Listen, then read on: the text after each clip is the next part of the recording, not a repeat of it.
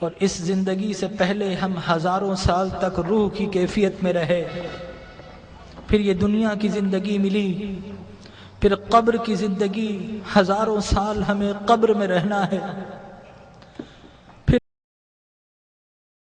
دن ہے، پھر میزان عدل ہے، اور پھر اچھوں کو جنت اور بروں کو جہنم۔ یہ انسانی زندگی کے مراحل ہیں، لیکن انسان کا المیہ یہ ہے کہ انسانی زندگی کا وہ گھر جو سب سے مختصر گھر ہے، انسان نے اسی زندگی کو اپنا سب کچھ سمجھ لیا ہے۔ ہم اس زندگی کے لیے گھر چھوڑنا پڑے تو گھر چھوڑتے ہیں، شہر چھوڑنا پڑے تو شہر چھوڑ دیتے ہیں، وطن چھوڑنا پڑے تو وطن چھوڑ دیتے ہیں، والدین کو چھوڑ دیتے ہیں، اولاد کو چھوڑ دیتے ہیں کہ یہ زندگی اچھی ہو جائے۔ ڈاکٹر کہے کہ تمہارا جسم بیمار ہے، فلاں چیز چھوڑ دو، تو ہم وہ چھوڑ دیتے ہیں، حتیٰ کہ کھانا اور پینا بھی چھوڑ دیتے ہیں۔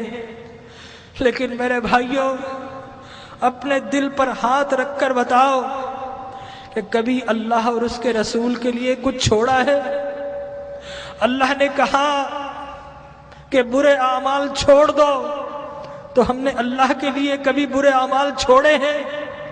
اس کے رسول کی محبت کی خاطر کچھ چھوڑا ہے؟ ارے فقط ایک آنکھ جانے کا خطرہ ہو تو ہم ڈاکٹر کے پاس ساری جمع پونجی دے دیتے ہیں، ڈاکٹر کو پیش کر دیتے ہیں، اور وہ رب کہ جس نے بغیر کچھ لیے آنکھ دی، ناک دیا، کان دیے، جسم و جاں دیے، گھر بار دیے، عزت و آبرو دی، جس نے مال و دولت دیا، کیا ہم نے اس رب کی بارگاہ میں کبھی کچھ پیش کیا ہے؟ اپنے دل پر ہاتھ رکھ کر بتائیے، کبھی رات نیند کو قربان کر کے کبھی اس رب کی بارگاہ میں کچھ سجدے پیش کیے ہیں؟ کبھی اس رب کی خاطر آنسو بہائے ہیں؟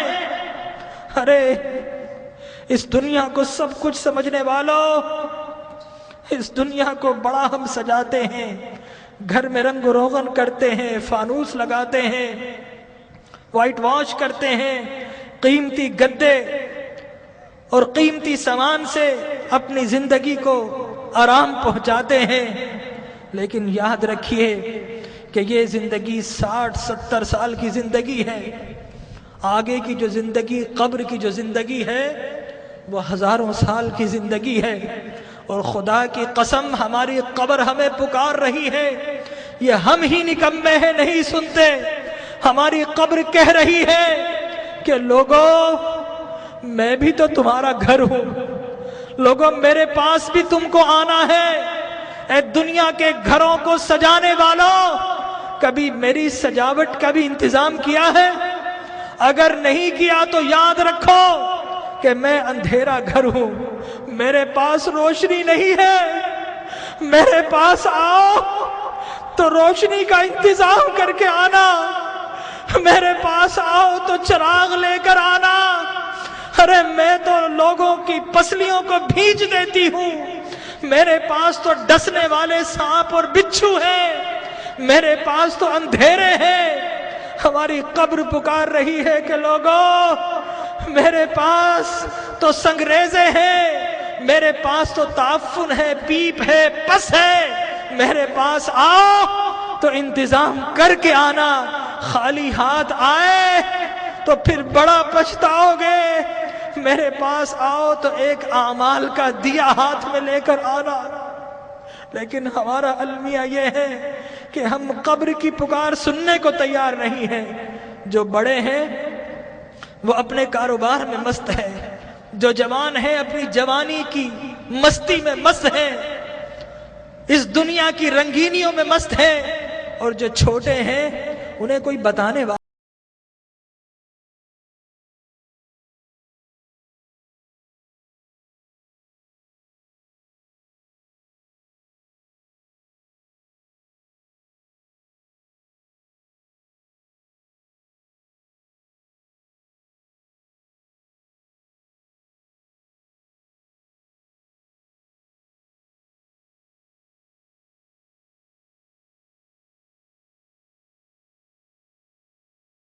ہمارے نبی نے بتایا کہ لوگوں، جو کچھ میں جانتا ہوں اگر تمہیں معلوم ہو جائے تو تم ہنسنا چھوڑ دو، تم رونا شروع کر دو، ہنسنا چھوڑ دو۔ لوگوں، جو کچھ میں دیکھ رہا ہوں اگر تم دیکھ لو تو تم شہروں کو چھوڑ دو اور جنگلوں میں دوڑ پڑو۔ تو آج کی رات ہمیں اپنے رب کو منانا ہے۔ ہم بہت ہنس لیے ہیں، آج کی رات تو کچھ آنسو بہا لیجئے، اپنے رب کو منا لیجئے۔